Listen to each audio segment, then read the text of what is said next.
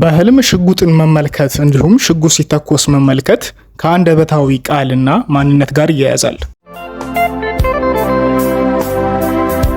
ሰላም ጤና ይስጥልኝ ውድ ቻናሌ ቤተሰቦች እንዴት ናችሁ? ለቻናሌ አዲስ የሆናችሁ ለመጀመሪያ ጊዜ የመጣችሁም እንዴት ናችሁ? በዛሬው ዝግጅታችን በህልም ሽጉጥን መመልከትና ኮሜንት ባረጋችሁልኝ መሰረት የህልም ፍቺን ይዤላችሁ ቀርቤያለሁ። እናንተም ላይክ፣ ሼር እንዲሁም አዲስ ከሆናችሁ ሰብስክራይብ በማድረግ የድርሻችሁ እንድትወጡ ስል በአክብሮት ጠይቃለሁ። በህልም ሽጉጥን መመልከት እንዲሁም ሽጉጥ ሲተኮስ መመልከት ከአንደበታዊ ቃል ወይም ማንነት ጋር ይያያዛል።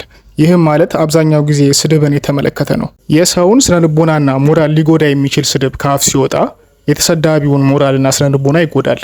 ጥይትም ሲተኮስ ሰውን ሊገል እንደሚችለው የአንደበት ቃልም የሰውን ልብ ይጎዳል።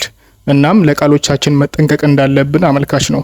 በተጨማሪም በህልም ሽጉጥን ስንመለከት ሞራላችንን ሊነካ የሚችል ቃል ልንሰማ እንደምንችል ጠቋሚ ነው። በህልም ሎሚ ማየት ምንድን ነው የሚለውን ደግሞ እንመልከት። ሎሚ በአፋችን ስንቀምሰው ቆምጣጣና መራራ እንደሆነ ሁሉ በህልማችን ስንመለከት ህይወታችንን የምንመለከትበት ወይም ስለ ህይወታችን ያለን አመለካከት ልክ የተዛባና ከፊታችን አስቸጋሪ ጊዜ ሊመጣ እንደሚችል ጠቋሚ ነው። ይህም ማለት በነገሮች በጣም ስንወጠር፣ አንድን ነገር ከግብ ለማድረስ ስንጨነቅ ህይወታችንን የመረረ እንጂ የተረጋጋ አይሆንም። ነገሮች በጊዜ ሂደት እንደሚሆኑ እና ሁሉም በጊዜው እንደሚደርስ ማመን አለብን። በህልም ሰው ከጀርባችን ቆሞ ማየት ምንድን ነው የሚለውን ደግሞ አሁን እንመልከት። ከበስተጀርባችን ቆሞ ያየነው ሰው የቅርብ ሰው ሊሆን ይችላል ወይም ዘመዳችን። ያ ሰው ምን ሊሰራና ሊከውን እንደሚችል ማወቅ በማንችልበት ሁኔታ ውስጥ ሆነን ያ ሰው ግን እኛን በቅርብ ርቀት እየተከታተለን እንደሆነና ስለኛ መረጃ ሊሰበስብ እንደሚችል እየሰበሰበም እንደሆነ አመልካች ነው። አሁን ደግሞ ኮሜንት ባረጋችሁልኝ መሰረት ህልሞቻችሁን እንመልከት። ዩዘር መዓዛ በህልም ቬሎ መልበስ ምንድን ነው? የተሻለ እድል ወይም ጥሩ ጊዜ ሊመጣ እንደሚችል አመልካች ነው።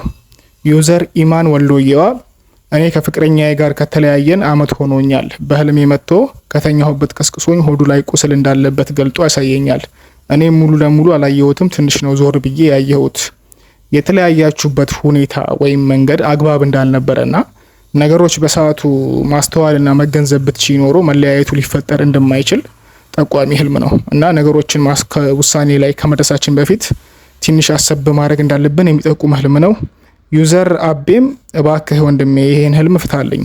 የሞተ ወንድሜን ብዙ ሰው መጥቶ ድግስ የሆነ በጣም እሺ ህልምሽን ተመልክቼዋለሁ እህቴና የምትጨነቂበት ጉዳይ እንዳለና ጭንቀቱም አላስፈላጊና ውጤት አልባ እንደሆነ ጠቋሚ ነው ህልምሽ። ዩዘር ዋይኤክስ ሰላም ወንድሜ እባክህ ህልሜን ፍታልኝ። ህፃን አቅፌ ጡቴን አጠባለሁ። ለእናቱም ሰጠኋት እንድታጠባው ተቀበለችኝ።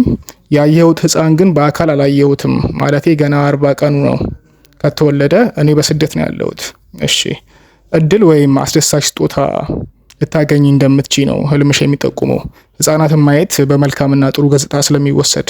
ዩዘር ገነት ሰላም የኔ ወንድም በህልሜ ያየሁት ባሌ እግሩን ትንሽ ድንጋይ ይመታዋል። ከዛም አንዲት ሴት መጥታ እንደ ዳሰሳ ጌጥ ትሰጠኛለች። ስከፍተው ከርቤ ነው። እሺ ሊያናድድና ሊያስቀይምሽ የሚችል ነገር ሊፈጠር እንደሚችል እና ቀለል አድርገሽ ማለፍ እንደሌለብሽ ጠንቀቅ ብለሽ ነገሮችን ማጤንና መወሰን እንዳለብሽ ጠቋሚ ህልም ነው። ውድ የቻናሌ ቤተሰቦች የዛሬው የህልም ፍቻችን ይሄን ይመስል ነበር። እንደተለመደው ህልሞቻችሁን ኮሜንት ላይ ያስቀምጡልን። በተጨማሪም በሊቭ ቪዲዮ እንገናኛለን በሰፊው። ሰሞኑን ጀምረናል። ትናንት አካባቢ ሊቭ ገብቼ ነበርና በሰፊው በሊቭ እንገናኛለን። በቀጣይ እስከምንገናኝ ቸር ያቆየን።